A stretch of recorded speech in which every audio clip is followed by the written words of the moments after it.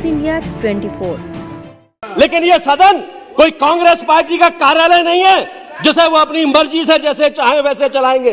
राहुल गांधी सदन में जब बजट पर भाषण देने के लिए खड़े हुए तो वो बजट पर ना बोलते हुए राष्ट्रपति के अभिभाषण पर बोलने लगे, जिसका भाजपा के सांसदों ने जमकर विरोध किया। अब इस पूरे मामले पर भाजपा के सांसदों ने देखिए कैसे राहुल गांधी और कांग्रेस की क्लास लगा डाली। सदन में जो सदस्य पहली बार भी चुनकर आता है वो इस बात को जानता है कि ये सदन परंपराओं और नियमों से चलता है। लेकिन अगर कोई 4 बार के चुन के आया हुआ बाल बुद्धि सांसद अगर इस बात को नहीं जानता तो ये सदन की गलती नहीं है महोदय। लेकिन वो नहीं जानता, चलेगा, हमें इसमें ऐतराज नहीं है। लेकिन अपनी अनभिज्ञता के कारण वो सदन की परंपराओं को, सदन के नियमों को ठोकर मारे, ये सदन इस बात को कभी स्वीकार नहीं करेगा।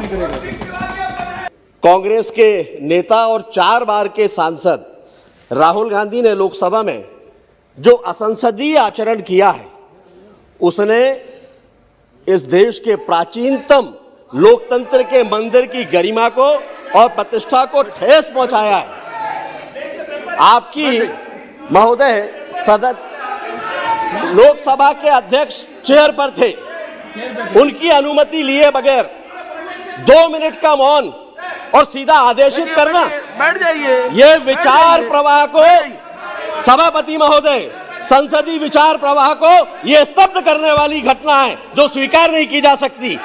ये कलंकित करने वाली घटना है सदन को। यदि राहुल गांधी कोई मौन चाहते थे सभापति महोदय तो उसके लिए उन्हें अनुमति लेना चाहिए थी, उनको कार्रवाई का आग्रह करना चाहिए था। लेकिन दुर्भाग्य से कांग्रेस के युवराज को प्रक्रिया और नियमों को निभाना उनके वंशानुगत राज के सामने बहुत बौना लगता है महोदय। लेकिन यह सदन कोई कांग्रेस पार्टी का कार्यालय नहीं है जिसे वो अपनी मर्जी से जैसे चाहे वैसे चलाएंगे।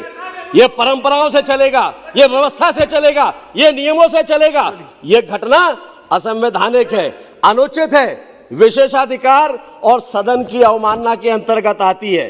और पिछले कई अवसरों पर हमने देखा है कि राहुल गांधी जी को संसद की प्रतिष्ठा और गरिमा का चीरहरण करना उनका स्वभाव बन गया है।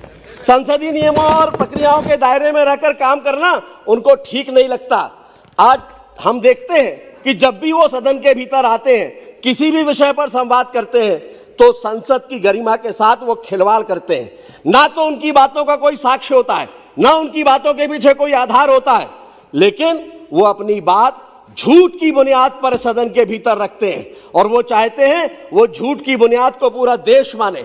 लेकिन देश को भ्रमित करने का, देश को तोड़ने का, देश को कलंकित करने का, देश को नीचे दिखाने का कोई भी मौका राहुल गांधी जी छोड़ते नहीं है। और इसीलिए मैं सदन में ये मांग करता हूं आपसे कि उनके खिलाफ विशेषाधिकार हनन और उसके साथ सदन की अवमानना की कड़ी से कड़ी कार्यवाही की जाना चाहिए, ताकि आने वाले समय में भी लोगों को एक प्रेरणा मिले कि सदन के भीतर अगर असंसदीय आचरण होगा तो वो स्वीकार नहीं होगा, बर्दाश्त के बाहर होगा।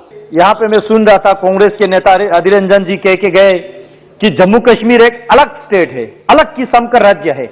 यही तो मानसिकता बदलना है मैडम, यही मानसिकता तो हमने बदलना है।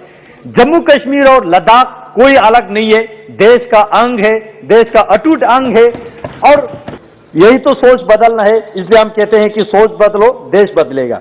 अभी यहाँ हमारे साथी समाजवादी पार्टी के ऑनरेबल मेंबर बड़े दिल वाले हैं, हाँ बीएसपी का जो है नागर साहब बड़े दिल वाले ओपोजिशन में बैठ के भी सरकार की तारीफ कर रहे हैं। ये अच्छी बात है, होना चाहिए। और साथ में ये भी कह डाला कि कांग्रेस पार्टी खुद तो डूब चुके हैं, हमको भी ले डूबे क्योंकि इनका सोच ही ऐसा है, अलग अलग स्टेज पे अलग अलग मतलब के लिए अलग अलग बात करते हैं। देश के नेशनल इंटीग्रेशन के तो सोच ही नहीं सकते ये कांग्रेस पार्टी।